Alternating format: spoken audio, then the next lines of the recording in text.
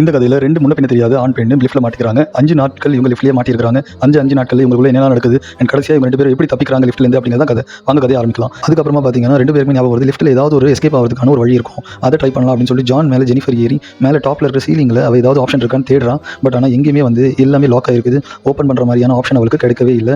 Washroom போகிற மாதிரி urgent ஆயிடுச்சு. ஸோ இவளுக்கு வந்து ஒன்றுக்கு போயே ஆகணும். பட் ஆனால் இந்த ஆம்பளை முன்னாடி எப்படி போகிறதுன்னு ரொம்ப கஷ்டப்படுறான். அப்புறம் ஜான் என்ன சொல்கிறான், என்கிட்ட ஒரு வாட்டர் பாட்டில் இருக்குது, அதில் வேணா போய்க்கோங்க அப்படின்னு சொல்கிறான். பட் ஆனால் இவளுக்கு ரொம்ப சங்கடமாக இருக்குது, அதில் போகிறதுக்கு வேறு வழி இல்லாமல் அதில் தான் கடைசியாக வந்து வாஷ்ரூம் போகிற மாதிரி ஆயிடுது.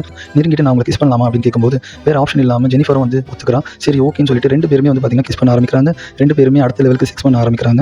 ஒருத்தருக்கு ஒருத்தர் பிடிச்சிருக்கு அண்ட் ஒருத்தர் கொஞ்சம் நேரம் பேசிக்கிட்டாங்க. ஸோ க்ளோஸ் ஆகிட்டதுனால வேறு ஆப்ஷனும் இல்லை, அங்கே யாருமே இல்லைங்கிறதுனால கோதால இறங்கிடுறாங்க. 2 பேருமே ஆஃபீஸில் வந்து புதுசாக வேலைக்கு சேர்ந்து சொன்னதே ஒரு பெரிய போய். அப்படியா என்ன போய் சொல்கிறீங்க அப்படின்னு கேட்கும்போது, இல்லை நான் ஆக்சுவலாக இந்த ஆஃபீஸில் வந்து செக்யூரிட்டி கார்டாக ஒர்க் பண்ணுறேன். இங்கே பாருங்க, நீங்கள் daily office morning check in பண்ணும்போதும் வீட்டுக்கு போகும்போதும் உங்களை வந்து கேமரா மூலியமாக சைட் அடிச்சிட்டு இருப்பேன். கோவம் வருது. உடனே ஜான் வந்து என்ன சொல்கிறான், இல்லை என்கிட்ட சாவி இருக்குது, நம்ம இதை வச்சு ஓப்பன் பண்ணி போயிடலாம் அப்படின்னு சொல்லிட்டு ஓப்பன் பண்ண ட்ரை பண்ணுறான். ஓப்பன் பண்ணும்போது வந்து ஜெனிஃபர் கோவம் வந்து கத்த ஆரம்பிச்சிடுறான். நீ